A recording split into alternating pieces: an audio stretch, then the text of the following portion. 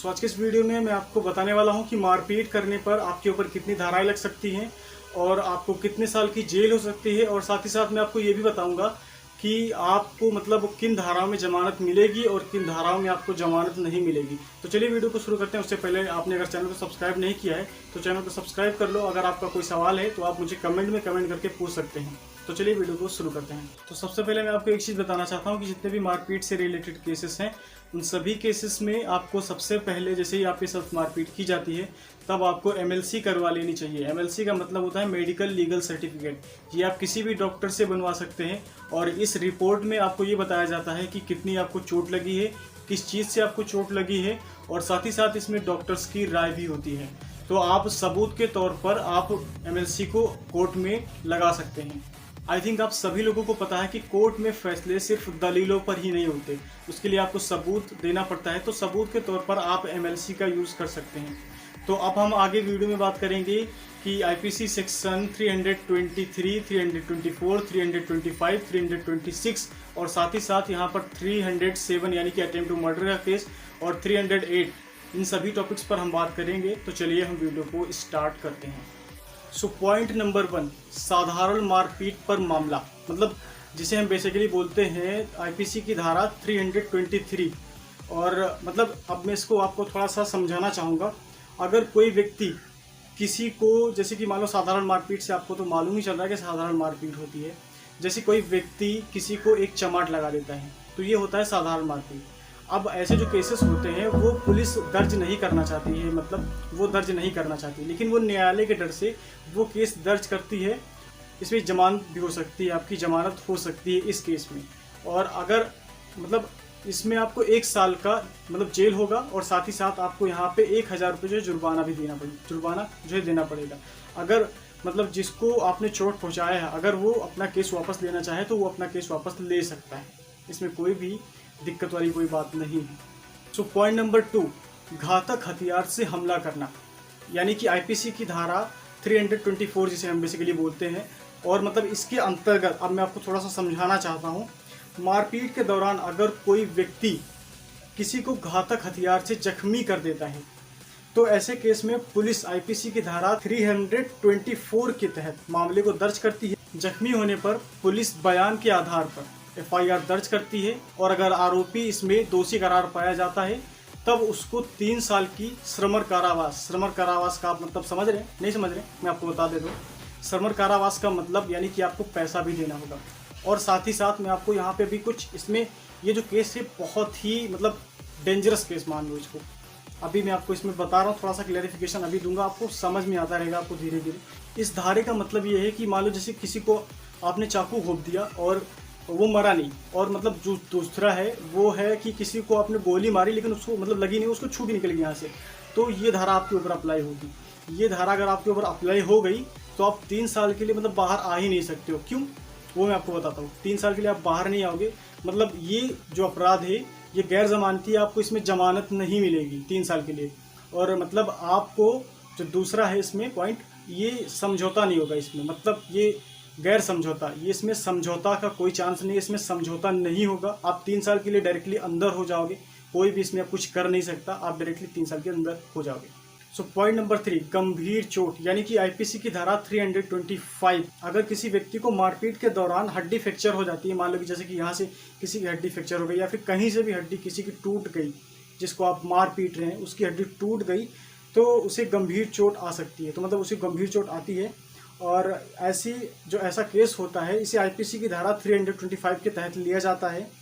और यह जो मामला होता है इसमें समझौता हो सकता है और साथ ही साथ आपको जमानत भी मिल जाएगी। इसके लिए थोड़ा सा अच्छा है मतलब अदर से, कि इसमें अगर आप कोई किसी की हड्डी भी टूट जाती है तब आपको इसमें जमानत और समझौता दोनों भी हो सकता है।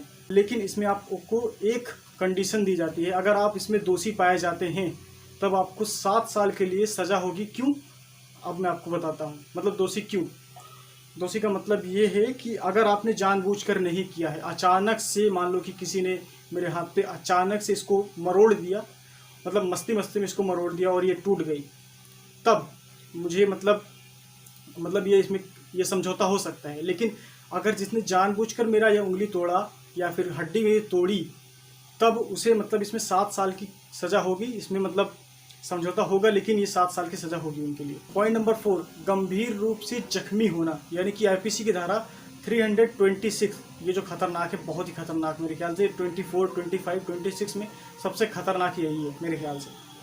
अब इसके बारे में हम थोड़ा सा समझने की कोशिश करते हैं। अगर कोई शख्स किसी को घातक हथियार से गंभीर रूप से मतलब उसको जख्मी कर देता है गंभीर रूप से, उस दशा में आईपीसी की धारा 326 के तहत मुकदमा दर्ज होता है उसके ऊपर।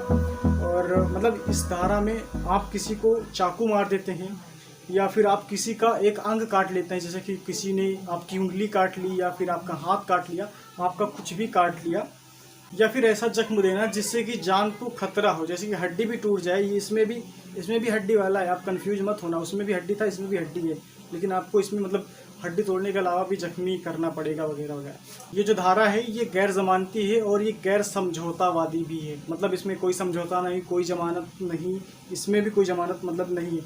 और अगर आप इसमें दोषी पाए जाते हैं तब आपको यहाँ पे 10 साल के लिए मतलब कारावास हो जाएगा। यहाँ पे आपको इसमें 10 साल के लिए श्रम कारावास होगा। अगर आपको 10 साल के लिए नहीं लगी तब आपको उम्र कैद की लग जाएगी। हमारा नेक्स्ट पॉइंट ये है कि जानलेवा हमला यानी कि अटेम्प्ट टू मर्डर का केस। इसकी धारा है 307, आईपीसी की धारा 307 जो है ये आई थिंक मुझे बहुत ही खतरनाक लगा। आप मुझे कमेंट में बताना कि आपको कैसा लगा ये।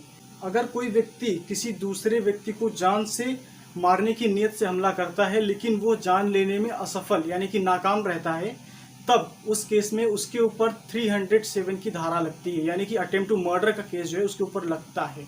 इस अपराध में न्यायालय में जो गवाह पेश किया जाएगा वो पीड़ित व्यक्ति होगा, ओनली वन पीड़ित व्यक्ति ही होगा, और कोई इसमें मतलब सफाई पेश करने के लिए नहीं आ सकता है। सिर्फ वही व्यक्ति गवाह दे सकता है जिसके ऊपर हमला किया गया था। सो ऐसे केस में अपराध करने वाला व्यक्ति जो है वो बच नहीं सकता है। हत्या करने वाला यानी कि जो अटेम्प्ट टू मर्डर का केस है ये मतलब इतना खतरनाक है कि इसमें आपको उम्र कैद की सज़ा हो सकती है। इसमें दोषी को 10 साल का श्रम कारावास या फिर उम्र कैद की सज़ा के साथ साथ आर्थिक दंड देने का भी प्रावधान है। आर्थिक दंड मतलब उसको अपने पास से जो पूंजी वगैरह जो उसकी होती है वो आपको देना पड़ेगा। इस मतलब प्रावधान इसका ऐसा ही है। और यह जो मतलब केस है ये गैर जमानती है, इसमें आपको जमानत मिल ही नहीं सकती है। मतलब ये अटेम्प्ट टू मर्डर का केस है। अगर वही व्यक्ति चाहे जिसके ऊपर आपने हमला किया है, अगर वो अपनी गवाही में कुछ ऐसा बयान करता है जिससे कि आप साबित हो कि आप मतलब निर्दोष हो, तभी आप बच सकते हैं यहाँ पे। सो अब हम बात करेंगे नेक्स्ट और लास्ट पॉइंट की, जो है गैर इरादतन हत्या का प्रयास, यानी कि आईपीसी की धारा 308। अगर किसी व्यक्ति पर कोई हमला करता है लेकिन उसका इरादा नहीं था उसे जान से मारने का, लेकिन उसके ऊपर वो जान का खतरा बन जाता है, तो यह एक गैर इरादतन मतलब हत्या का प्रयास माना जाता है। और ये जो मामला होता है 308 के मुताबिक दर्ज किया जाता है। और अगर आप इसमें दोषी करार पाए जाते हैं तब आपको यहाँ पे 7 साल के लिए लग जाएगी, आपको 7 साल का मतलब जेल हो जाएगा यहाँ पे। सो आई होप कि वीडियो आपको काफ़ी पसंद आया है। अगर वीडियो पसंद आए तो वीडियो को एक लाइक करना। अगर आप चैनल को पहली बार विजिट कर रहे हो तो चैनल को सब्सक्राइब करना, क्योंकि मैं नेक्स्ट वीडियो में अभी जो कुछ धाराएं इसमें इसी से रिलेटेड बची हुई है अभी, क्योंकि ये वीडियो जो थी वो लंबी हो रही है थोड़ी, तो अभी जो इसमें कुछ धाराएं बची है वो मैं नेक्स्ट वीडियो में रिवील करूँगा। सो अगर आपने चैनल को सब्सक्राइब नहीं किया है तो चैनल को सब्सक्राइब कर दो। मैं मिलता हूँ नेक्स्ट वीडियो में, तब तक के लिए bye bye guys and see you guys. अपना ख्याल